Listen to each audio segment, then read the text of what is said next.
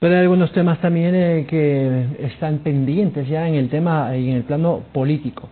Precisamente uno de los asuntos serán las leyes y proyectos que han quedado pendientes en la agenda legislativa una vez que ha concluido, está por concluir ya el periodo de vacaciones que se tomaron los asambleístas a partir de la Navidad. Para conversar un poco sobre estos pendientes y cuando se retoman los debates en la Asamblea Nacional, con nosotros el primer vicepresidente de la Asamblea y presidente subrogante, don César Solórzano. Muy buenos días, gracias por acompañarnos en el Telediario.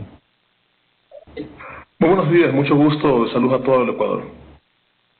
Bueno, entendemos que a partir de este miércoles ya normalmente entran las comisiones y el Pleno en general a conocer los pendientes, a aquellos cuerpos legales que fueron tratados en el último año, es decir, en diciembre, pero que han quedado pendientes. ¿Cuál es la agenda para esta semana? Bueno, iniciamos el día de ayer con la reunión del CAL.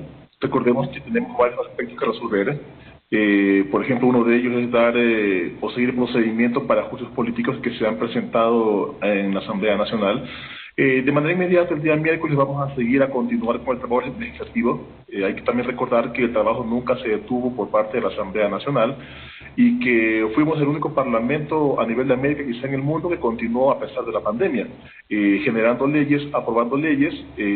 Actualmente, recordemos que son 23 leyes aprobadas por la Asamblea Nacional, 20 de ellas ya están en el registro oficial y se encuentran 3 esperando para que sean vetadas por el Ejecutivo. El día miércoles se reactivan ya los debates en el Pleno de la Asamblea Nacional, simplemente esperando a que los asambleístas alternos, quienes tengan que reemplazar a los principales que se encuentran en este momento como candidatos a la reelección, puedan organizar y poder tener listos sus documentos para poder ya el día miércoles actuar como asambleístas principales. Vamos a iniciar con la parte económica, la parte productiva, la reactivación económica y social, porque es lo que el país requiere y necesita en este momento de pandemia y de dificultades. Por supuesto, continuaremos también con la parte educativa, pero el día martes, el día miércoles, pues el día de mañana, puntualmente empezaremos por la activación económica de Esmeraldas y Manabí. Recordemos que estas dos provincias han sido golpeadas no solamente por el terremoto, sino que también por la pandemia, adicionalmente a esto, por la corrupción. Entonces necesitamos dar respuestas inmediatas, prontas, a estas provincias que han sido golpeadas duramente por diferentes aspectos para poder reactivarlas económicamente. Asambleísta, ¿cuáles son estos temas pendientes? Puntualicemos cuáles son los proyectos de ley, por ejemplo, de los que usted habla de la reactivación económica.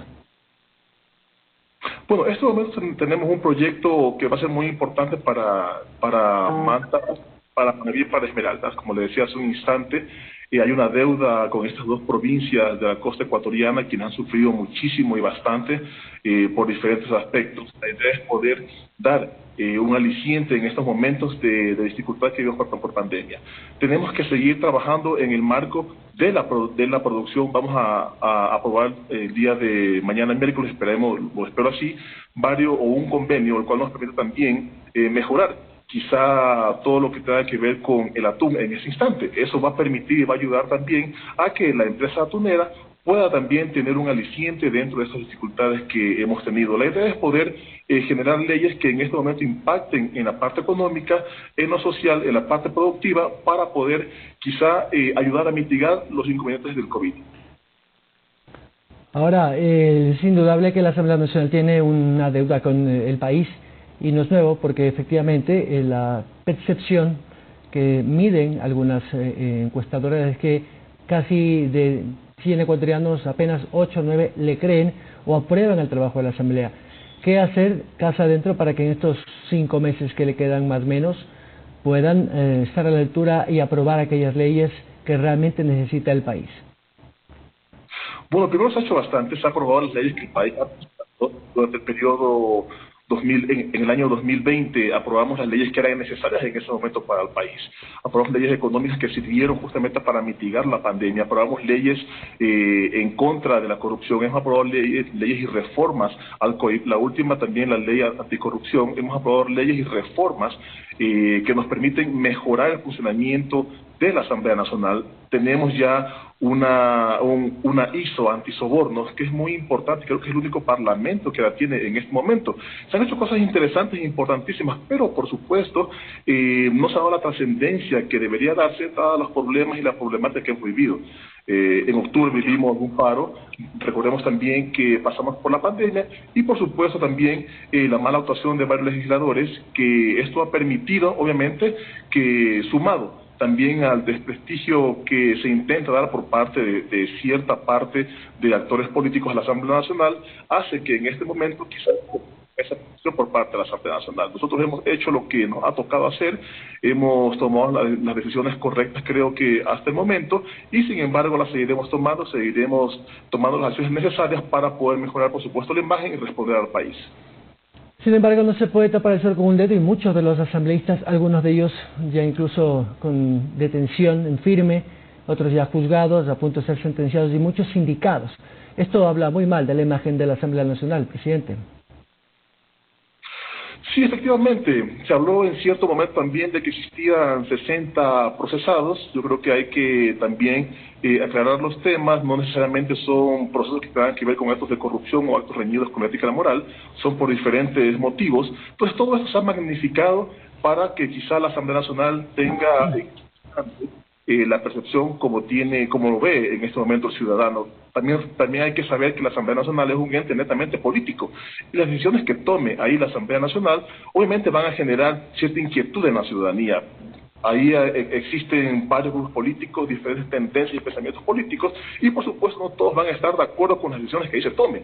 Lo que sí es claro es que la Asamblea Nacional está firme, obviamente, en la lucha contra la corrupción y aprobar leyes que nos permitan a nosotros, que nos faciliten justamente estas herramientas, porque recordemos que por más que nosotros sigamos aprobando leyes en las cuales nos ayuden a combatir este gran problema que tiene el país, nunca va a ser necesario, nunca va a ser suficiente lo que tenemos. Siempre vamos a tener que ir innovando y seguir actualizando las leyes o presentando nuevos proyectos que nos permitan, en ese sentido, mejorar obviamente todo el aparataje de lucha contra la corrupción.